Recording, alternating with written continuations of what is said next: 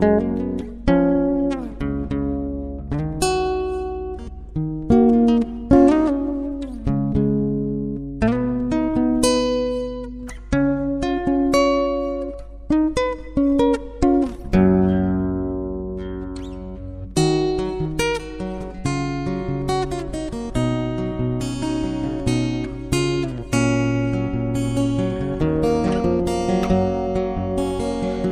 tôi nên một bằng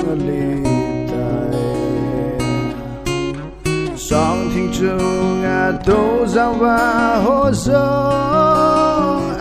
ham ham tai